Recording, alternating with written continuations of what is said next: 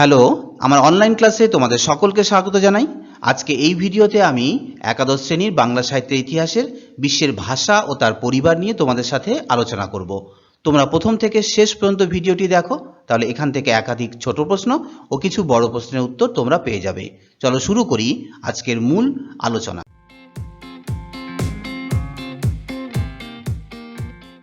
আমরা জানি সারা পৃথিবীতে একাধিক ভাষা প্রচলিত আছে। মানুষ বিভিন্ন ভাষায় কথা বলে। ভাষাবিদরা গবেষণা করে দেখেছেন সারা পৃথিবীতে আনুমানিক প্রায় ৩,০০০-এরও বেশি ভাষা প্রচলিত আছে। এই যে ৩,০০০-এরও বেশি ভাষা সারা পৃথিবীতে প্রচলিত আছে, এরা কি একে অপরের চেয়ে আলাদা, না এদের মধ্যে কোথাও কোনো সাদৃশ্য বর্তমান আছে? ১৭৮৬ সালে উইলিয়াম জোন্স তিনি গবেষণা করে দেখেছিলেন ভারতবর্ষে প্রচলিত সংস্কৃত ভাষা এবং ইউরোপে প্রচলিত গ্রিক, ল্যাটিন ও জার্মান ভাষার মধ্যে বেশ কিছু সাদৃশ্য রয়েছে। পরবর্তীকালে ভাষাবিদরা আরও গবেষণা করেছেন এবং গবেষণার মাধ্যমে তারা দেখেছেন সারা পৃথিবীতে যে হাজারেরও বেশি ভাষা প্রচলিত আছে, সেই ভাষাগুলি পরস্পর থেকে বিচ্ছিন্ন নয়, তাদের মূল স্রোত কিন্তু একটাই। বিভিন্ন স্রোত থেকে সেই ভাষাগুলি পরবর্তীতে জন্ম হয়েছে এবং পরবর্তীতে একে অপরের থেকে বিভক্ত হয়ে গেছে। তো এই যে একাধিক ভাষা সারা পৃথিবীতে প্রচলিত আছে, ভাষাবিদরা তাকে বিভিন্ন পদ্ধতিতে শ্রেণীবিভক্তকরণ করেছে বা বর্গীকরণ করেছে। এই পদ্ধতিগুলির মধ্যে প্রধান পদ্ধতি হচ্ছে ৬টি।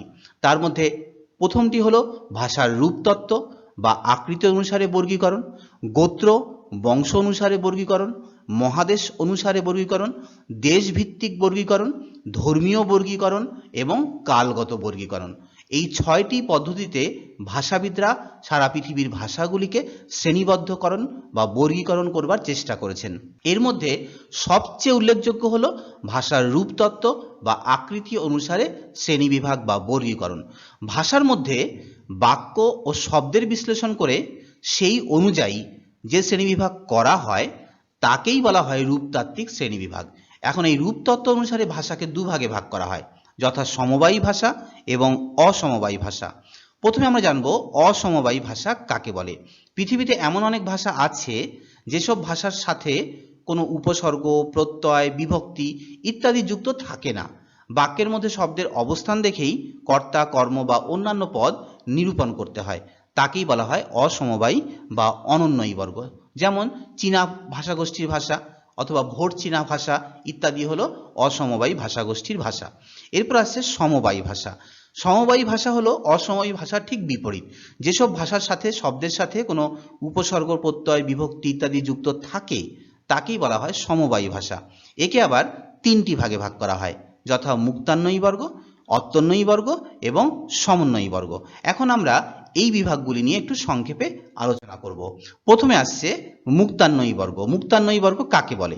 এই বর্গের ভাষাগুলিতে পদ গঠিত হয় বিভক্তি বা প্রত্যয়ের সাহায্যে এবং শব্দের যে উপাদানগুলি থাকে সেই উপাদানগুলিকে আলাদা করলেও তার স্বতন্ত্র অর্থ বজায় থাকে এবং সেই উপাদানগুলিকে আবার পৃথকভাবে পদ গঠনে ব্যবহার করা যায়, তাকেই বলা হয় মুক্তান্বয়ী বর্গ। যেমন তুর্কি ভাষা। এরপরে আসছে অত্যন্বয়ী বর্গ।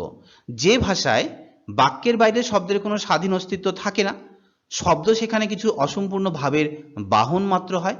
এক্ষেত্রে শব্দ বা পদ নয়, বাক্যই বাগধারার নিম্নতম বা ক্ষুদ্রতম অংশ, একেই বলা হয় অত্যন্বয়ী বর্গ। যেমন এস্কিমোদের ভাষা। এরপরে আসছে সমন্বয়ী বর্গ। এই ভাষাবর্গের ভাষায় প্রত্যয়, বিভক্তি, উপসর্গ প্রভৃতি সম্পর্ক জ্ঞাপক চিহ্নগুলি এমনভাবে যুক্ত থাকে যে তাদের আলাদা কোনো অস্তিত্ব থাকে না, তাকেই বলা হয় সমন্বয়ী বর্গ। যেমন আমাদের বাংলা ভাষা, সংস্কৃত ভাষা, ইউরোপের ল্যাটিন ভাষা ইত্যাদি এই বর্গের মধ্যে পড়ে। এরপরে আমরা গোত্র ও বংশ অনুসারে কিভাবে ভাষাকে ভাগ করা হয়েছে সেগুলো নিয়ে আমরা আলোচনা করব। একই বংশজাত ভাষাকে বলা হয় সমগোত্রজ ভাষা। পৃথিবীর বেশিরভাগ ভাষাকে ভাষাবিদরা 25 থেকে 26টি ভাষা পরিবারে বর্গীভূত করার চেষ্টা করেছে তারা। এই ভাষা পরিবারের মধ্যে অন্যতম গুরুত্বপূর্ণ হলো ইন্দো ইউরোপীয় ভাষা পরিবার, সেমিও হামিও ভাষা পরিবার, বান্টু ভাষা পরিবার, দ্রাবিড় ভাষা পরিবার, অস্ট্রিক ভাষা পরিবার ইত্যাদি। তো এই যে একাধিক ভাষা পরিবারে ভাষাবিদরা ভাষাকে বর্গীভূত করেছে, তার মধ্যে সবচেয়ে গুরুত্বপূর্ণ হলো ইন্দো ইউরোপীয় ভাষা বংশ। এই পরিবারগুলির মধ্যে এটা সবচেয়ে বৃহৎ ভাষা বংশ। ইউরোপের পশ্চিম প্রান্ত থেকে পূর্বে ভারত পর্যন্ত যতগুলো দেশ আছে তার বেশিরভাগ ভাষাই হলো এই ইন্দো ইউরোপীয় জাত। এছাড়া আফ্রিকা ও আমেরিকাতেও এই ভাষা পরিবারের বেশ কিছু ভাষা ছড়িয়ে আছে। এই ভাষা পরিবারের মোট 9টি ভাষাগোষ্ঠী আছে, যথা ইতালীয়, গ্রিক, টিউনিশীয়, কেলতীয়, তোখারীয়, আলবেনীয়, বাল্তোস্লাভীয়, আর্মেনীয় এবং ইন্দো ইরানীয়। তাহলে এই যে ভাষা পরিবার, এই ভাষা পরিবারকে আবার দুটি গুচ্ছে ভাগ করা হয়েছে, একটা হচ্ছে কেন্তুম আর একটা হচ্ছে শতম। এখন আমরা দেখব কেন্তুম গুচ্ছের ভাষা কোনগুলি। তাহলে এই যে মোট 9টি ভাষা পরিবার রয়েছে তার মধ্যে 5টি কেন্তুম গুচ্ছের মধ্যে পড়ে, যথা গ্রিক, ইতালীয়, টিউনিশীয় অপর নাম জার্মানিক, কেলতীয় এবং তোখারীয়। তাহলে এগুলো হচ্ছে কেন্তুম গুচ্ছের ভাষা। এই যে ভাষা পরিবার, এই ভাষা পরিবারের মধ্যে একাধিক ভাষা রয়েছে, যেমন গ্রিক ভাষা। এই গ্রিক ভাষা হচ্ছে গিয়ে ইউরোপের বা ইন্দো ইউরোপীয় ভাষাগুলির মধ্যে সবচেয়ে ঐতিহ্যবাহী ভাষা। হোমারের ইলিয়াড ও ওডিসি এই ভাষাতেই রচিত হয়েছিল। এই ভাষার প্রাচীন নিদর্শন পাওয়া গেছে যীশুখ্রিস্টের জন্মের 1450 বছর আগে ক্রিট দ্বীপে। ইতালীয় শাখার প্রধান ভাষাগুলি হলো ল্যাটিন ভাষা, ফার্সি ভাষা, স্প্যানিশ ভাষা, পর্তুগিজ ভাষা এবং ইতালিয়ান ভাষা। এরপর আসছে কেন্তুম গুচ্ছের আরেকটি ভাষা শাখা, সেটা হচ্ছে কেলতিক শাখা। কেলতিক শাখার প্রধান ভাষা হচ্ছে আইরিশ, যা আয়ারল্যান্ডে প্রচলিত আছে। এরপর কেন্তুম গুচ্ছের আরেকটি ভাষা হচ্ছে টিউনিশীয় ভাষা বা জার্মানিক ভাষা। এই ভাষাগুলির মধ্যে আছে জার্মান, ইংরাজি, ডাচ, সুইডিশ। তার মধ্যে ইংরাজি হচ্ছে সারা পৃথিবী জুড়ে বহুল প্রচলিত একটা ভাষা। তারপর আছে তোখারীয় ভাষা। তোখারীয় ভাষা প্রচলিত আছে মধ্য এশিয়া। তোখারীয় ভাষার অস্তিত্ব এখন খুব একটা নেই, এগুলো আস্তে আস্তে হারিয়ে যাচ্ছে এই ভাষাগুলি। এরপর আসছে শতম গোষ্ঠীর ভাষা। শতম গুচ্ছের মধ্যে মোট 4টি ভাষা পরিবার আছে, যথা বাল্তোস্লাভীয়, আলবেনীয়, আর্মেনীয় এবং ইন্দো ইরানীয়। প্রথমে আমরা দেখব বাল্তোস্লাভীয় ভাষাগোষ্ঠীর ভাষাগুলি কি কি। বাল্তোস্লাভিক ভাষাগোষ্ঠীর ভাষাগুলি হলো বুলগেরিয়া, চেক, পোলিশ, রুশ ভাষা, স্লোভিক ভাষা এবং লিথুয়ানিয়া ভাষা। এগুলো হচ্ছে বাল্তোস্লাভিক ভাষাগোষ্ঠীর মধ্যে পড়ছে। এরপর আসছে আলবেনীয় ভাষা, যা আলবেনিয়াতে প্রচলিত আছে। তারপর আসছে আর্মেনীয় ভাষা, যা এশিয়া মাইনর ও ককেশাস অঞ্চলে প্রচলিত আছে বিভিন্ন গোষ্ঠীর মধ্যে। এই শতম গোষ্ঠীর ভাষাগুলির মধ্যে সবচেয়ে উল্লেখযোগ্য ভাষা হচ্ছে ইন্দো ইরানীয় ভাষা। এই ইন্দো ইরানীয় ভাষা ইরান থেকে ভারতবর্ষ এর মধ্যে যে বিভিন্ন দেশ আছে সেখানে এগুলো প্রচলিত আছে। এই ভাষাগুলিকে আবার দুটি শাখায় ভাগ করা হয়, যথা ইরানীয় আর্য এবং ভারতীয় আর্য। তাহলে কি বললাম, ইন্দো ইরানীয় যে ভাষাগোষ্ঠী আছে সেই ভাষাগোষ্ঠীর আবার দুটি উপশাখা আছে, যথা ইরানীয় আর্য এবং ভারতীয় আর্য। ইরানীয় আর্য শাখার ভাষাগুলির মধ্যে উল্লেখযোগ্য হলো আবেস্তীয় ভাষা, প্রাচীন পারসিক ভাষা, পুস্তু ভাষা এবং বালুচ ভাষা। আর ভারতীয় আর্য শাখার প্রধান ভাষাগুলি হলো হিন্দি, উর্দু, বাংলা, মারাঠি, অসমিয়া, উড়িয়া, পাঞ্জাবি ইত্যাদি ভাষাগুলি ভারতীয় আর্য ভাষার মধ্যে পড়ছে। তাহলে এই প্রশ্নটা তোমরা একটু ভালো করে দেখে নেবে, ইন্দো ইউরোপীয় ভাষাগোষ্ঠী, কারণ এটা পরীক্ষা অনেক সময় আসতে পারে। এরপর আমরা কিছু ছোট প্রশ্ন সম্পর্কে জেনে নেব। ইরানীয় আর্য ভাষার প্রাচীন নিদর্শন কোনটি?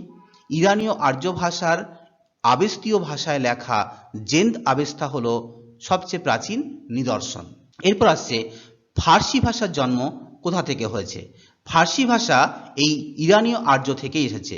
ইরানীয় আর্যের একটা শাখা হচ্ছে প্রাচীন পারসিক, সেই প্রাচীন পারসিক থেকে এসছে পল্লবী ভাষা এবং তার থেকেই জন্ম হয়েছে ফার্সি ভাষা। এরপর আসছে পুস্তু ভাষা। পুস্তু ভাষা হচ্ছে গিয়ে ইরানীয় আর্য ভাষার একটা শাখা। এটা কোথায় প্রচলিত আছে? আফগানিস্তানে অধিবাসীরা এই ভাষায় কথা বলে। এরপর আসছে সোমীয় হামীয় ভাষা বংশের দুটি ভাষা কি কি? সোমীয় হামীয় ভাষাগোষ্ঠীর দুটি অন্যতম ভাষা হচ্ছে হিব্রু ও আরবি। এই হিব্রু ভাষা অন্যতম প্রাচীন ভাষা। বাইবেলের ওল্ড টেস্টামেন্ট এই হিব্রু ভাষাতেই লেখা হয়েছিল।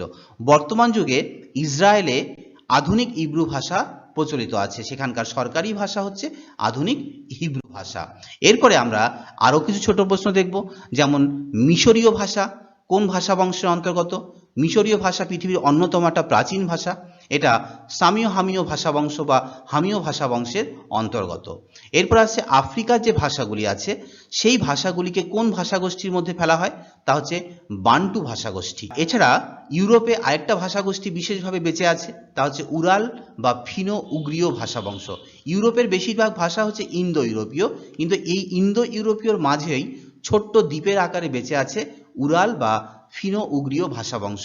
এই উরাল বা ফিনো উগ্রীয় ভাষাবংশের মধ্যে একাধিক ভাষা রয়েছে, যেমন মজর ভাষা, ফিনিশ ভাষা, এস্তোনীয় ভাষা, সামেদ ভাষা, অব উগ্রিক ভাষা ইত্যাদি ভাষা এই উরাল ভাষাগোষ্ঠীর মধ্যে পড়ছে। মজর ভাষা কোন দেশে প্রচলিত আছে? হাঙ্গেরির মাতৃভাষা হলো মজর। হাঙ্গেরির অধিবাসীরা সেখানে মজর ভাষায় কথা বলে। এরপরে মায়া ও আজতেক সভ্যতা, এটা পৃথিবীর অন্যতম প্রাচীন সভ্যতা, আমাদের সিন্ধু সভ্যতার মতোই। এই দুই সভ্যতা কোথায় গড়ে উঠেছিল? উত্তর আমেরিকায়।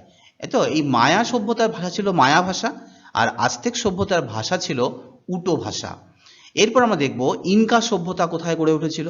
সিন্ধু সভ্যতার মতো ইনকা সভ্যতা গড়ে উঠেছিল দক্ষিণ আমেরিকায়।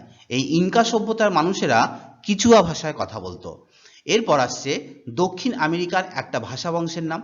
দক্ষিণ আমেরিকাতেও একাধিক ভাষা বংশ আছে, তার মধ্যে অন্যতম হচ্ছে আরাওয়াকা।